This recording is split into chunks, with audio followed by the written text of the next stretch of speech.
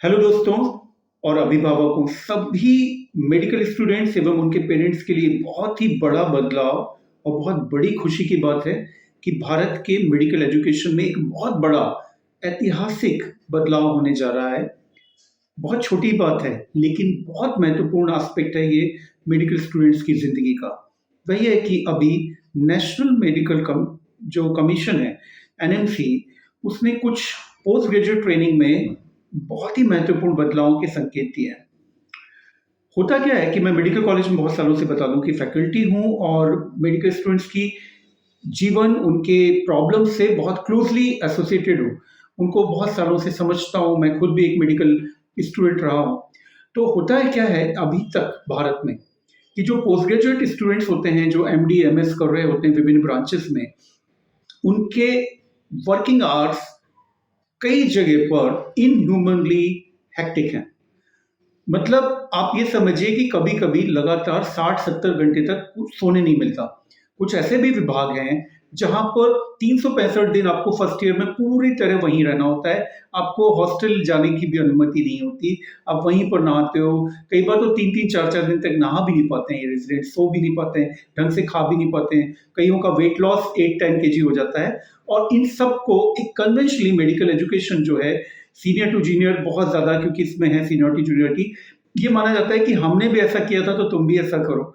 और इसे ये माना जाता है कि ट्रेनिंग के लिए, मजबूत बनाने के लिए एक डॉक्टर को और हर तरह की प्रॉब्लम्स को मैनेज कर सकने के लिए इस तरह की कमांडो ट्रेनिंग ज़रूरी है। बट मैं हमेशा से ये मानता रहा हूँ कि इनह्यूमन वर्किंग आवर्स से कोई भी व्यक्ति अच्छा इंसान नहीं बन सकता, ना पेशेंट से वो अच्छे से बिहेव कर सकता है। वो इरिटेट होना उसका स्वाभाविक हो जाएगा, जो भी मेडिकल कॉलेजेस में पेशेंट आ रहे हैं। तो एनएमसी ने क्या किया? एनएमसी ने इस प्रॉब्लम को रिकॉग्नाइज़ करते हुए अब इसको हैंडल कर रहे हैं एनएमसी, और सभी मेडिकल कॉलेजेस को ये अ, एक तरह से उनकी बाध्यता होगी कि इन पोस्ट ग्रेजुएट स्टूडेंट्स की लाइफ को बेटर बनाया जाए। उसके लिए रीजनेबल वर्किंग आवर्स मतलब कि यस, रीजनेबल मतलब जैसे कि बाकी वर्कर्स के लिए उनको फुल टाइम रेजिडेंट माना जाएगा, रीजनेबल वर्किंग आवर्स दिए जाएंगे, हफ्ते में एक दिन छुट्टी मैंडेटरी होगी, साथ ही साथ में 20 कैजुअल लीव्स होंगी साल में उनके पास, पेड कैजुअल लीव्स होंगी, और कुछ एकेडमिक लीव भी होंगी जो कॉन्फ्रेंसेस वगैरह में जाने के लिए होती हैं।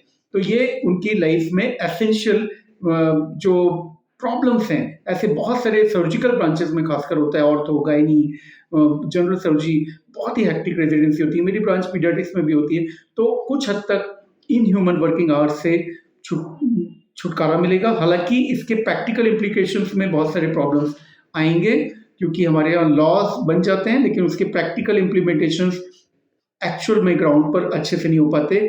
क्योंकि क्या होता है कि क्यों इतने ड्यूटी आवर्स होते हैं? क्योंकि बहुत ज़्यादा काम होता है मेडिकल कॉलेजेस में, पेशेंट इनफ्लो बहुत ज़्यादा है, हमारी पॉपुलेशन इतनी ज़्यादा है, तो काम खत्म ही नहीं हो रहा होता। खत्म ही नहीं हो रहा होता है तो ऑब्वियसली सब मिलके और जितना हो सकता है उतना ज़्यादा किए चलना जाना होता है।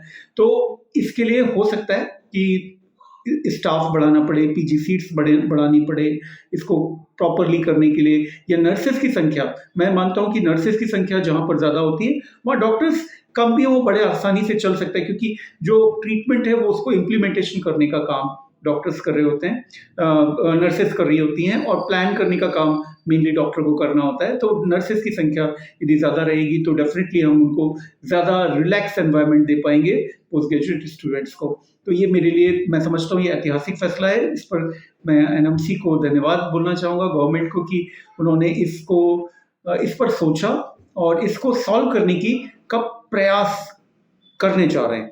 देखते हैं क्या होता है। Thank you.